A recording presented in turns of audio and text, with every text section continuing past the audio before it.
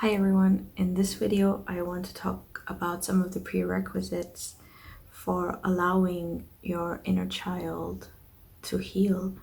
Some time ago I made a graphic with some steps that we can use before we begin our journey of healing. It also applies if you've already been trying to heal those wounded inner parts of you, but somehow the healing isn't working, isn't fully working, or isn't going as consistently as you want it to. And I know from experience that that can be frustrating at times. Step number one, which I think is the most important and that a lot of people may not consciously do, is to really give yourself permission to heal. This is really important because there are many parts and many voices within us that are telling us that we may not need to heal, that maybe something bad happened, but maybe it wasn't bad enough, that maybe some other person's trauma was worse than mine. And we have these constant voices that are judging us, and we're very harsh on ourselves. So we don't really give ourselves permission to heal. And this is really important, especially when you've committed yourself on your journey towards healing, to really sit there, and whether you meditate or whether you write a journal or whatever it is that you do, to introspect, that you go and tell yourself in whatever means accessible to you that I give myself permission to heal. And you will notice the more you do this, more often you do this, the more results you'll start to see, because that resistance that you have inside that is many times diverting you or distracting you or taking you away from healing, this is going to get less and less as you start giving yourself permission, you start giving yourself the message that you want to heal. Step number two. A lot of times we want to heal, but we are afraid of the difficult memories and the difficult emotions this begins or this initiates in ourselves. And we attach the meaning of being happy and being joyful as we start to tell ourselves, now I'm healing, I will be positive, I will be happy. The thing is, it only leads to frustration because that is not how it always works. In order to heal, we have to really sit down and work with those difficult emotions. And in inner child healing, which is what I do, there is many times resistance and fear. What will I find if I go back? Do I need to actually go back? Do I need to look back? I will just look at the future. I will just look at now, and I don't really need to work on those bad memories or those traumas that I have because that has passed. That is also okay to focus on yourself now, and also to focus a little bit on where your future is bringing you. But if you want to heal, you have to allow those difficult emotions to come up, and you have to be ready to face them. And this is why whenever I do my healing workshops, my inner child healing workshops with other people, and these people are really committed on the healing journey, I try to tell them that some of them tell me they're frustrated because they're sitting there and the children are playing, and suddenly some memory comes and they start crying, and they don't want to be this weepy person, they don't want to cry, they just want to heal.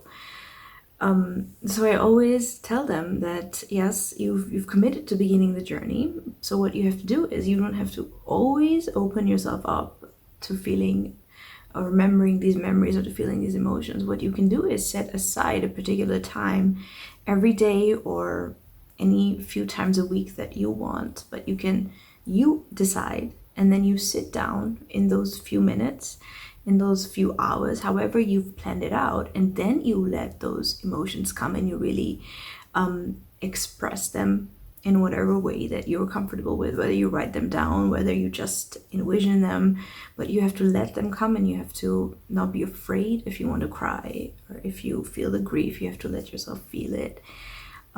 Because fear will be a big hindrance at this point. And it doesn't mean what I say when you have to be ready to let the emotions come, that you do it wherever. Maybe you're going to work and you don't really want to sit there and cry because you have to do your job. So it's okay to set a timetable, to set a schedule, and really give yourself that moment to feel the difficult emotions that is necessary for all of us when we want to heal. Point number 3. A lot of people who have come to me and that I've talked to and who I worked with expect overnight change. And it's not that they only expect me to give them the solutions to just heal them like this, but they also expect it from themselves, and they get frustrated when they feel this is not moving fast enough. And that again is linked to the first point I talked about. This is a constant judgment that you're not going fast enough and it isn't happening quick enough. And many people that I worked with are in their 20s and their 30s, and it's and I'm sure there are even others out there that are older, and it's taken you all those decades to have this trauma, whether you've re-experienced it or whether you experienced it a few times, but still it's been with you for all these years, all these decades. It's not going to go away overnight, and going into the work with this expectation also hinders the healing process. So you have to be really gentle with yourself and not be too upset and not be too judgmental, not be too harsh if it's not moving fast enough. Point number 4. This is another thing I talk about quite often, and I plan to do more detailed videos on this. That is actually to remove those beliefs that are hindering your healing. And this is linked to the process of judging that we do. Belief could be anything that we've grown up believing. It could be anything that we've learned from our external environment. But at this point, when you're healing and you have a certain self-belief that says, I've always been the strong girl, I've always been the strong woman, and I won't let this, distract me. If you have the type of belief that you developed when you were very young, when you were a child, and you had maybe neglectful or abusive parents, that belief really helped you to survive in that situation. And it did not hinder you, it helped you. But now that you're older and you've made the commitment of working on yourself and on healing yourself and recovering from trauma, this belief is going to hinder you from fully getting to the healing, because to really heal yourself, you have to be vulnerable with the emotions that you were too afraid to feel when you were a child. And this is why when I stress that allow yourself the time in a day or in a week or on the weekend to really sit down and allow yourself to be vulnerable, to really feel those emotions that as a child you perceived as weakness, but now you have to work with them. So you have to let go of the belief that I won't be strong if I deal with the sad emotions, if I deal with the grief. So that's important, and it's a necessary step. And there will be many other beliefs, just like this one. This was just an example, but there will be many other beliefs that are hindering you from your healing process. So you have to go, when you go in introspection, you try to identify what these beliefs are and in what way these beliefs are stopping you from your healing journey, or stopping you from progressing on this healing journey that you committed to. And last point for this video is removing those environments and those people that are hindering your healing journey instead of supporting it.